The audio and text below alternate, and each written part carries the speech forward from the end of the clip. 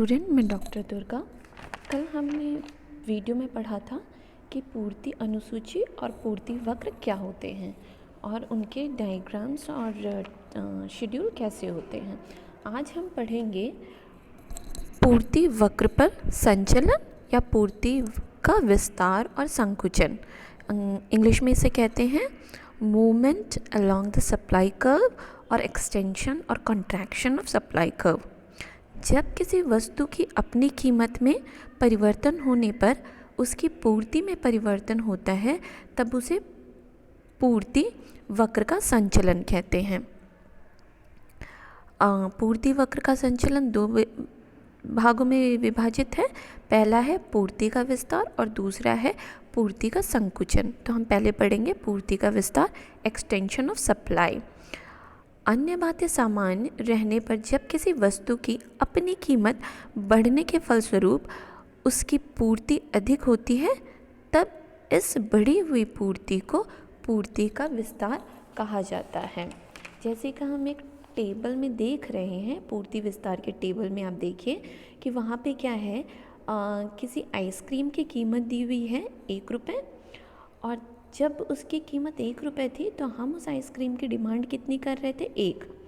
तो जैसे ही कीमत में वृद्धि हुई 1 रुपये से 5 रुपये, तो हमने क्या किया, जो हमने सप्लाई है 1 से 5 कर दी। अब हमें क्या हो रहा है, 1 रुपये की आइसक्रीम बेच रहे थे तो जो सप्लाई प्रॉफिट हो रही थी वो हमें बहुत कम हो रही थी। अब वही 1 रुपये की आइसक्रीम अब 5 रुपये में बिकने लग गई है तो सेलर को क्या होगा, प्रॉफिट।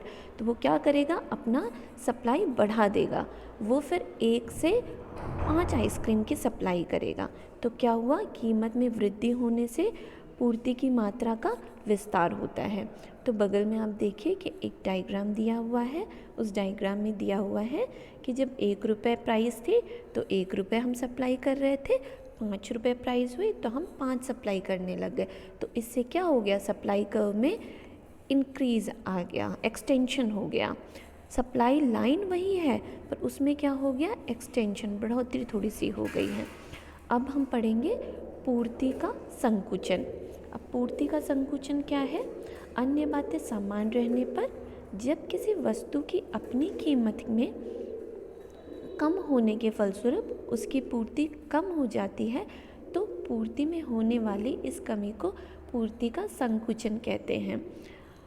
अब क्या हो गया कि अब पहले हमने पढ़ा कि प्राइस बढ़ गई तो सप्लाई बढ़ गई।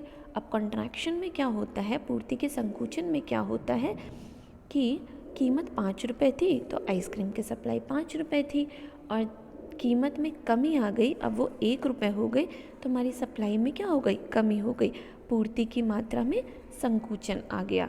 तो हम डायग्राम के थ्रू देखेंगे कि यहाँ पे देखिए सप्लाई कर्व सेम है, सप्लाई कर्व सेम है, पर्सन वही है जो उसकी डिमांड कर रहा है, सप्लाई कर रहा है। 1 रुपये में वो 1 आइसक्रीम की सप्लाई कर रहा था, अब वो 5 रुपये में 5 आइसक्रीम के पहले सप्लाई कर रहा था। अब वो क्या किया, प्राइस कम होने से वो 1 रुपये की प्राइस में 1 रुपये की सप्लाई करने लग गया।